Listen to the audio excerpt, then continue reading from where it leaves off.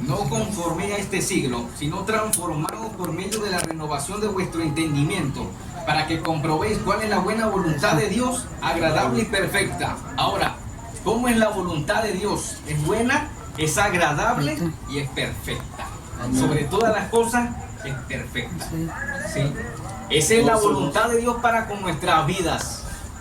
Entonces nuestros planes que nosotros tenemos, a veces se anteponen a los planes de Dios en nuestras vidas.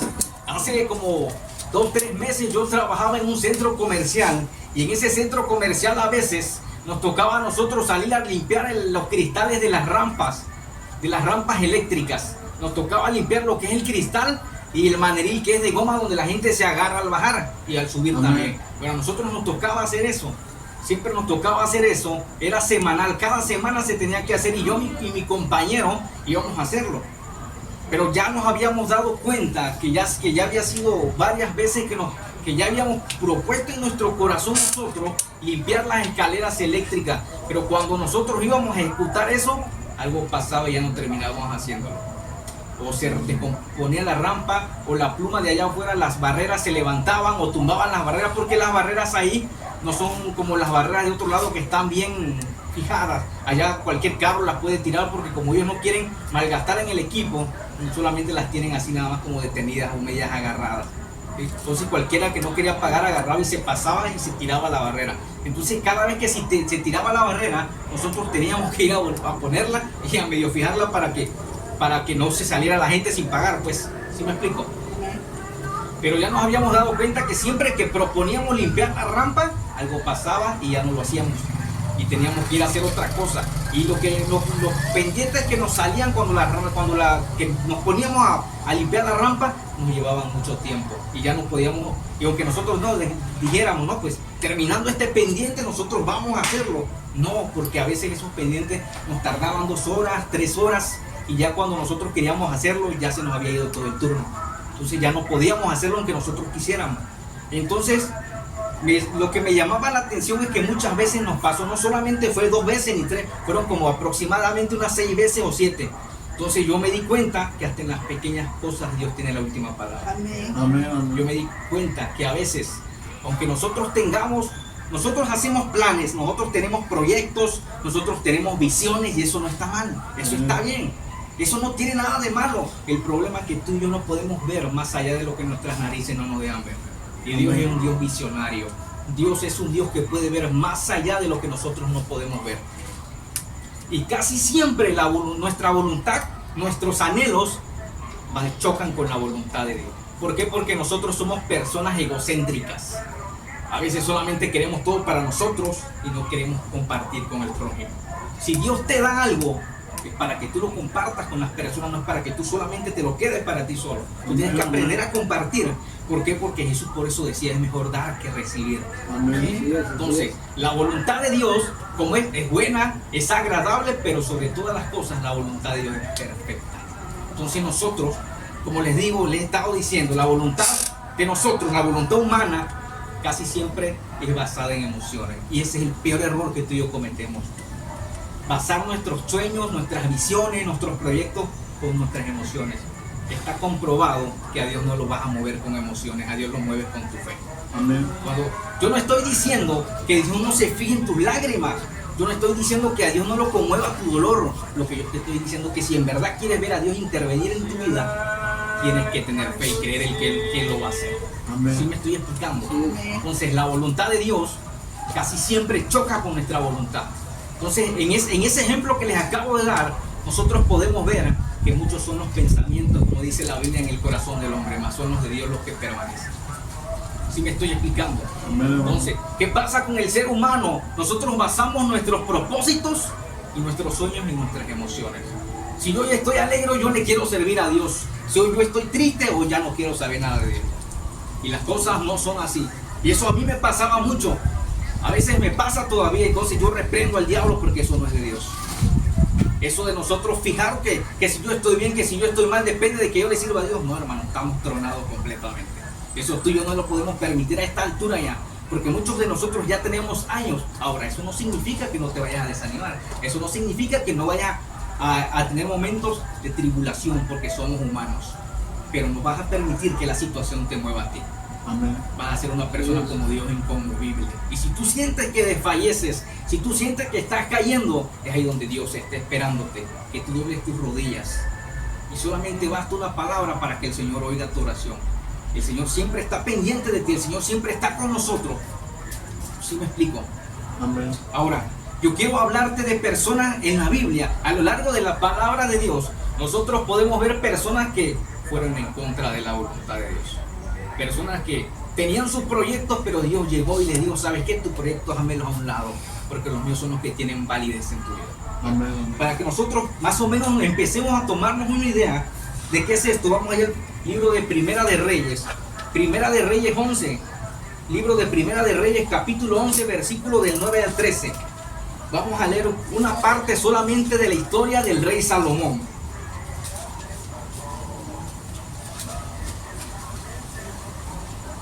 Primera de Reyes 11, hermano. Así es. Amén. 11, capítulo, versículo 9. Y dice, Dice el Biblia. y se enojó Jehová contra Salomón, por cuanto su corazón se había apartado de Jehová, Dios de Israel, que se le había aparecido 2 veces. Versículo 10. Y le había mandado acerca de esto, que no siguiese a dioses ajenos, mas él no guardó lo que mandó Jehová. Y dijo Jehová a Salomón, por cuanto ha habido esto en ti, y no has guardado mi pacto ni mis estatutos, que yo te mandé, romperé en ti, de ti el reino, y lo entregaré a tu siervo. Sin embargo, no lo haré en tus días por amor a David tu padre. Lo romperé de la mano de tu hijo, pero no lo romperé de tu reino, dice, sino que lo daré a una tribu a tu hijo, y le daré una tribu a tu hijo por amor a David mi siervo, por amor a Jerusalén, la cual yo he elegido. ¿Sí? Entonces nosotros podemos ver aquí cómo Salomón estaba yendo en contra de la voluntad de Dios. Ya Salomón ya tenía los estatutos bien escritos. Y no solamente porque los estatutos y las leyes de Dios pasaban de generación en generación. No, Dios ya se le había aparecido a él. Él ya había intimado con Dios y Dios ya le había dicho que era lo que a él no le agradaba. Pero ¿qué hizo Salomón? Parece que Dios le dijo a Salomón, haz todo esto para que no me agrades. Lo que Dios le dijo a Salomón que Salomón no hiciera fue lo primero que hizo Salomón. Y podemos ver cómo las muchas mujeres que Salomón llegó a tener hicieron que el corazón de Salomón se apartara de Dios. Podemos ver también cómo los muchos carros, los muchos caballos hicieron que Salomón su corazón se desviara de Dios. Y no solo, lo peor de todo, ¿sabes qué fue? Que cayó en idolatría, porque cada una de sus mujeres servía a dioses distintos. Y a cada uno de sus dioses él les construía una casita, una capilla, no sé cómo se lo podría decir, para que ellas pudieran adorar a sus dioses. Salomón llegó el momento, Salomón empezó bien, empezó a servirle a Dios bien. La petición que él hizo fue una petición increíble, pero en el transcurso de su caminar con el Señor, se apartó y se desvió de sus caminos. Salomón ya no estaba en la voluntad de Dios, Salomón estaba fuera del propósito de la voluntad de Dios. ¿Qué pasó? ¿Qué pasó para que ese cambio tan notable pasara en la vida de Salomón? Él cayó en la carne, él cayó en el humanismo, él cayó en olvidarse de que Dios escucha tus oraciones, en olvidarse de que Dios es santo, en olvidarse de que Dios está pendiente de ti, que a Dios no se le pasa nada. Se olvidó de todo. Se olvidó que en Dios no hay pecado. Él pensó que cayendo en poligamia y teniendo tantas mujeres, él podría seguir teniendo la gracia de Dios, pero él estaba equivocado. Si Dios no lo había quitado, era tal y como dice la Escritura, porque él amaba a David, Dios amaba a David. Y Dios le dijo a David, si no mal recuerdo, y a ustedes que han estudiado, Dios le dijo a David, y tú, y nunca faltará rey en tu trono, de tu familia, de tu generación. Por eso Dios no lo desterró. Porque si Dios no le hubiera hecho ese pacto con David, Dios no le costaba al Señor nada quitarlo. Porque si, por ejemplo, para eso tenemos al rey Saúl. El rey Saúl fue desechado y fue casi lo mismo que Salomón. Dios le dio una instrucción a Saúl y no lo hizo. Le dijo, mata a esa tribu, mata a su ganado, mata a sus mujeres, mata a sus bebés, mata a las mujeres, mata a todo, no apartes nada, destrúyelo completamente. ¿Y qué hizo Saúl? Apartó las joyas de oro, apartó los becerros más gordos, las mujeres más bonitas se las agarró Saúl. ¿Y qué hizo Dios? Lo desechó. Ahora, aquí viene una parte importante. ¿Por qué Dios en su infinita sabiduría no desechó a Saúl, pero a Salomón no lo desechó? Si los dos desobedecieron, si los dos fueron rebeldes, si los dos fallaron, ¿por qué Dios le perdonó? Ahora sí que le perdonó el no haberlo destituido del reinado, porque Dios amaba a David, dice la Biblia. Amén. y que por amor a David no lo iba a desterrar en ese momento, pero le dijo claramente a tu hijo, cuando venga el reinado de tu hijo que va a salir de ti, voy a quitarle el reinado, pero como yo soy bueno, dice, voy a dejarle una tribu pequeña para que sigan viviendo, dice, de la casa y de lo que yo les estoy dando al pueblo. ¿Sí me explico? Amén. Entonces nosotros podemos ver el amor que Dios y David se tenían, que era un amor incondicional. ¿Cómo es posible que Dios, sabiendo cómo era David, la Biblia diga que era el hombre conforme al corazón de Dios? Es algo que no tiene sentido.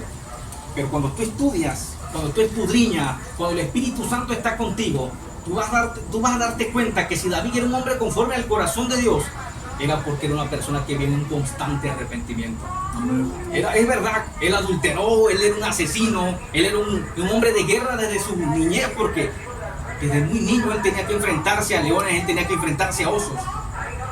Pero era parte de la voluntad de Dios en la vida de él. Y Dios permitió todo eso para que cuando el día de mañana él pecara, él sabía que el arrepentimiento era la llave de Dios para que el perdón de Dios se manifestara en su vida.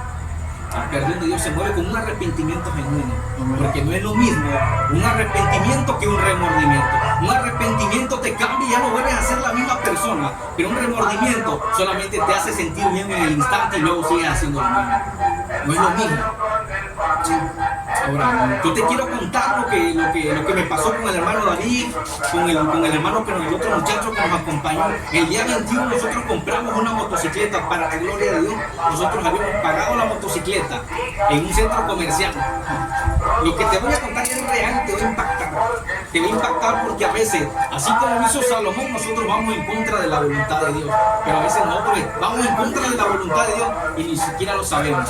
Ni siquiera sabemos que estamos completamente mal, fuera de lugar completamente. Yo compré una moto y ¿sabes qué fue lo peor? Que ni siquiera chequé si servía. Yo solamente me confié porque estaba en exhibición. Yo pagué la moto, pagué lo que no me importaba. Yo quería esa moto. Es más, yo sigo queriendo esa moto. Pero ahorita vas a ver lo impactante acá. Entonces yo pago la moto. Después de ciertos días yo voy a recogerla. Yo voy con el ticket, yo voy con unos documentos oficiales que me piden para que yo pueda emplacar y poner la licencia de la motocicleta. Entonces cuando yo llego ahí y empezamos a hacer la comprobación y a checar si la moto servía, la moto no prendía. La moto no prendía porque la batería estaba descargada. Entonces, al yo encender la moto, mejor dicho, al esta persona encender la moto no prendía. Entonces yo ahí me empecé a desesperar, me empecé a sentir mal. Y llegó el técnico de la marca de la moto y llegó a tratar de componer la moto. Yo veo cómo está, y me dice con una seguridad, yo ahorita te la enciendo. Y agarra y empieza a meterle mano a la moto y inmediatamente la prendí. Y ya cuando nos iban a hacer entrega, yo ya estaba feliz, hermano, de que yo iba a recibir mi moto, de que yo iba a poder andar, de que yo iba a poder traer a la gente a la célula, que yo los podía llegar a la iglesia, que yo podía trabajar con esa moto. Pero cuando ya me iban a entregar, el técnico se percató que los direccionales traseros de la moto no lo tenían. Los direccionales que se suman, que cuando el técnico lo tiene que ensamblar, no tenía todo.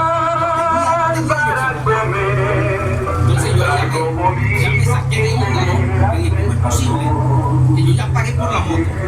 Porque, o sea, ¿por qué toda esta oposición para yo poder obtener este vehículo, ¿no? Pero ahí no acaba todo. Después de que ya me dice todavía el técnico, dice, mira, este fue error de la persona que ensambló la moto, que la armó. No pasa nada, dice, yo el día de mañana te voy a enviar los direccionales y te voy a enviar el técnico para que te la instale. No vas a ni a meter la mano, nada más dame tu dirección. Entonces el Señor me pareció sincero, porque yo la verdad desde ahí yo ya no quería, yo en ese momento, la verdad es que yo pensé en devolver la moto, y dije, no, pues no es el caso, yo ahí la estoy comprando nueva y no es el caso que me den algo así.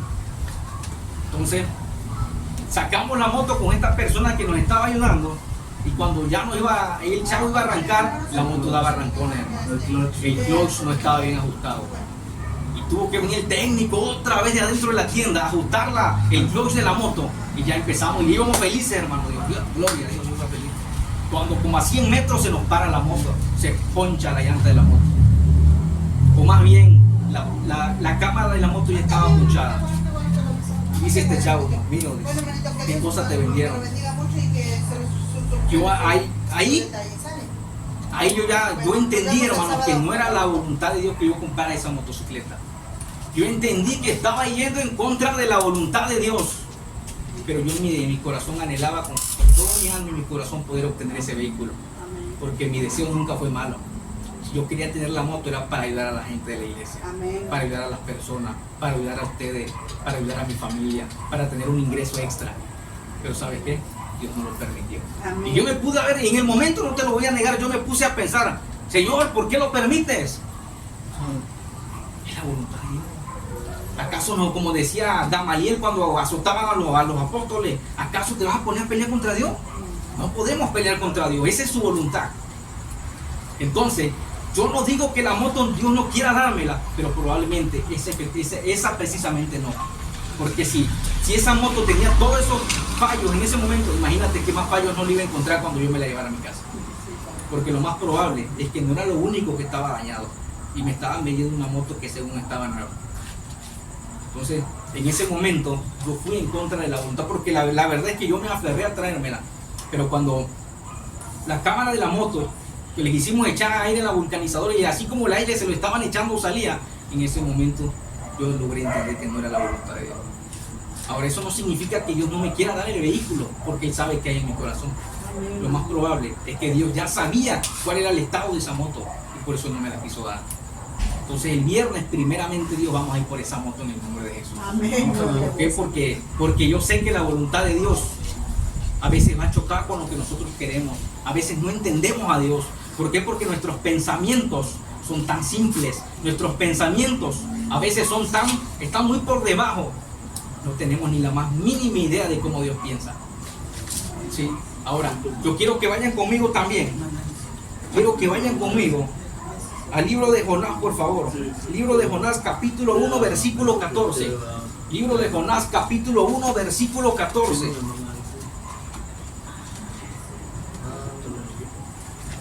Libro de Jonás 1, 14.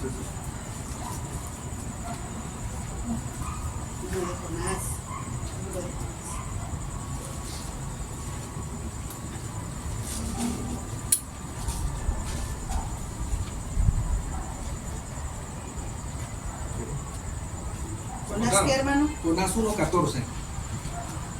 Y dice: entonces clamaron a Jehová diciendo: te rogamos ahora, Jehová, que no perezcamos nosotros por la vida de este hombre, ni pongas sobre nosotros la sangre inocente, porque tú, Jehová, has hecho como has querido. Tomaron a Jonás y lo echaron al mar, y el mar se aquietó de su furor, y temieron aquellos hombres a Jehová con gran temor, y ofrecieron sacrificio a Jehová e hicieron votos. Pero Jehová tenía preparado un gran pez que tragase a Jonás, y estuvo Jonás en el vientre del pez 3 días y 3 noches. Ahí está ya. Esta es la mayor prueba de una persona que va en contra de la voluntad de Dios, porque Dios fue claro. A Jonás Dios le dio una instrucción precisa y le dijo: ve y predícale a Nínive para que se arrepientan de sus pecados, porque su pecado ha subido como incienso delante de mí y ya no puedo soportar más, dice Dios.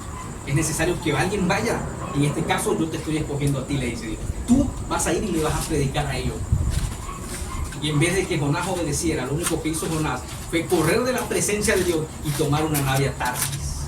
O sea, fue en contra de la voluntad de Dios. En vez de obedecer y de ir a predicar el evangelio, de ir a pregonar el arrepentimiento a este pueblo que vive en un pecado continuo, Jonás se fue, huyó de la presencia de Dios. Pero Dios por eso tenía preparado el pez grande para que se lo tragara. Y si no fuera porque Jonás, en medio, estando dentro de ese pez, le oró al Señor y se arrepintió de lo que había hecho, lo más probable es que Jonás hubiera muerto adentro de ese pez. Pero Dios no lo permitió, porque Dios tenía un propósito, Dios tenía una voluntad.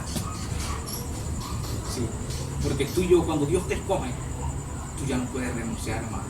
Esto es como la mafia: cuando tú entras ya no puedes salir, porque tú le tienes que servir a Dios. Pero Dios no te va a obligar. Dios no te va a obligar. Es por eso Dios nos dio la voluntad, para que nosotros decidamos si le vamos a servir o no. Nosotros tenemos nuestra voluntad, y si hay algo que Dios nos toca es tu voluntad. Por eso Dios odia la hechicería y la brujería, porque la hechicería y la brujería lo que hace es influenciar tu voluntad para que hagan lo que ellos quieren que hagas. Dios aborrece la brujería, porque la brujería lo que hace es prácticamente creerse mayor que Dios que Dios no se atreve a tocar la voluntad, al contrario, Él se comporta como un caballero de guerrero. Entonces, no podemos ir en contra de la voluntad de Dios. No podemos basar más nuestros sueños y nuestras emociones, porque está comprobado que siempre que lo hemos hecho hemos terminado fracasando. Porque está comprobado que siempre que nosotros hemos tratado de hacer las cosas en nuestras fuerzas, hemos terminado llorando en una habitación. Y Dios ya no quiere eso. Dios no quiere que su voluntad siga sustentada a una persona inmadura. Tú tienes que madurar. Y aunque no somos frutas, hermano, Dios te manda a una madurez espiritual, a un crecimiento. No, yo no vamos a seguir quedándonos niños, porque muchos así estamos. Por eso Pablo decía, ya no es necesario es necesario, dice Pablo, que se les vuelva a enseñar los rudimentos de la fe. Dice, porque creo que ya se olvidaron de los que se les enseñó, ya se les olvidaron de los que se les compartió. Tenemos que estar bajo la voluntad de Dios. Pero entonces, ¿cómo vamos a saber que estamos bajo la voluntad de Dios? No te preocupes. Si tú no estás bajo la voluntad de Dios, las cosas no te van a salir así de fácil. Así te vas a dar cuenta si Dios está aprobando lo que estás haciendo o no está siendo aprobado por Dios. Entonces tú y yo vamos a caminar bajo la voluntad de Dios. Tenemos que caminar bajo la voluntad de Dios. Pero eso sí, Dios va a triturar tus emociones. Dios va a triturar tu corazón. Dios va a sacar lo mejor que hay en ti. ¿Por qué? Porque a Dios, en la condición en la que nosotros estamos, todavía no hemos sido terminados. Entonces el Señor está con nosotros y quiere que nosotros caminemos bajo su voluntad. Porque cuando nosotros estamos fuera de la voluntad de Dios, somos como aquel hombre que se perdió en una ciudad grande y no sabía cómo regresar a casa porque no conocía qué transporte tomar a su casa para poder regresar. Así somos nosotros a veces. Nos perdemos de los caminos de Dios. Ya conocemos de Dios, pero nos apartamos de Él. Y cuando queremos regresar, hermano, aunque sí conocemos físicamente el camino, hay cosas que nos atan, que no nos dejan regresar a casa de papá. Entonces a veces somos como ese hombre que fue a esa ciudad grande, donde habían edificios, donde había mucho transporte, donde había muchos carros, pero no sabía qué ruta tomar para regresar a casa. Así somos nosotros. Pero Dios va a empezar a mover en ti, va a empezar a activar en ti su voluntad. Porque la voluntad de Dios es buena, es agradable y es perfecta. ¿Cuántos saben eso? Amén. Entonces nosotros tenemos que caminar bajo la voluntad de Dios, aunque nosotros mismos no estemos de acuerdo con la voluntad de Dios. No podemos decirle nosotros a nuestro Hacedor porque nos ha hecho de esta forma, porque esa es su voluntad y eso es parte de la soberanía de Dios. Amén. Dios es un Dios soberano. Dice que Él va a tener misericordia de quien Él quiera tener misericordia y va a hacer juicio con el que Él quiera hacerlo. ¿Por qué? Porque esos son los misterios de Dios. Tú vas a ver en la palabra de Dios personas que caminaron con Dios. Y ahora, ¿por qué? Lo que le estaba yo diciendo. ¿Por qué? Dios desechó a Saúl, pero a Salomón no lo desechó. Si los dos fallaron, si los dos pecaron, si los dos fueron en contra de la voluntad de Dios, ¿por qué Dios no perdonó a Salomón? Hay una parte en la Biblia que dice que cuando el rey David estaba ya sentado en el trono, y yo le estaba comentando al hermano David, justamente hoy le decía, que David le dice a Siba, ha quedado alguien de la casa de Saúl para que yo haga con él misericordia. Así dice, ha quedado Mefibosé, el nieto del rey Saúl, pero quedó en el olvido, quedó en el abandono, en un pueblo que se llama Lodebar. Ahí se encuentra Mefibosé. Entonces a David saber esto, le dice, yo voy a hacer misericordia a esa persona por amor a Jonatán. Y traen a esta persona y Mefibosé pasó de estar en el abandono a comer en la mesa del rey. Pasó de estar en el olvido a tener un lugar cerca del rey. La vida de Mefibosé tuvo un cambio de 180 grados. Tuvo un antes y un después. La vida de Mefibosé no volvió a ser la misma porque Dios le restituyó todo lo que había perdido. Entonces, cuando Dios habla con Salomón, le dice las mismas palabras que David. Dice, no te voy a quitar el reinado ahorita, pero sí con el hijo que te vas a tener ese. Y lo voy a hacer por amor a mi siervo David. El mismo lenguaje que Dios hablaba era el mismo lenguaje que David hablaba. Probablemente, si Dios no le quitó el reinado a Salomón, no solamente fue por el corazón que tenía David, porque dice que el rey David tenía un corazón conforme al de Dios. Y dice la Biblia que el salmista David decía, examíname Dios y vese en mi camino de perversidad y guíame en el camino eterno. Esa era la oración de David todos los días, porque él sabía que el ser humano tiene un corazón malo, porque sabía que el hombre tiene un corazón perverso. Y esa era la oración de David. Entra a mi corazón, Señor, y saca lo malo que hay, quita lo malo, lo que no te agrada. Esa era la oración de David. Entonces Dios vio la actitud de David, porque David le restituyó todo a Mefiboset y le dijo por amor a Jonatán. Entonces cuando Dios le dice a Salomón que no le va a quitar el reinado en su estancia, dice por amor a mi siervo David. ¿Qué significa esto? Que el mismo Dios vio la actitud de lo que David hizo y por eso él también tuvo misericordia de Salomón. Por eso Dios no le quitó el reinado a Salomón, porque vio la actitud de David. Si David hubiera sido otro, no le hubiera entregado nada a Mefiboset, porque Saúl no fue ninguna blanca paloma, porque Saúl le hizo la vida imposible, porque Saúl era una persona mala, porque David pudo haberlo matado. Sabemos que lo que hemos estudiado, que David pudo haberlo matado, pero David no lo mató. Tuvo para poderlo matar y no lo mató, porque dice: líbreme Dios de tocar al ungido de Jehová. Ahora, David ya sabía que el Espíritu de Dios se había apartado de Saúl. Ahora, ¿por qué David decía así? Porque David honraba el aceite que había sido derramado en Saúl. Y eso es todo, hermanos. Dios me lo bendiga. Yo espero que sea de bendición. Y sobre todas las cosas que aprendan de lo que me pasó esta semana. Porque Dios va a quitar tus planes y va a poner lo que Él te conviene para formar a la persona que ha soñado que tú seas. Y eso es todo, hermano. Y Dios me lo bendiga. Amén, hermano. Vamos a ver un aplauso por la vida de hermano Adrián, hermano.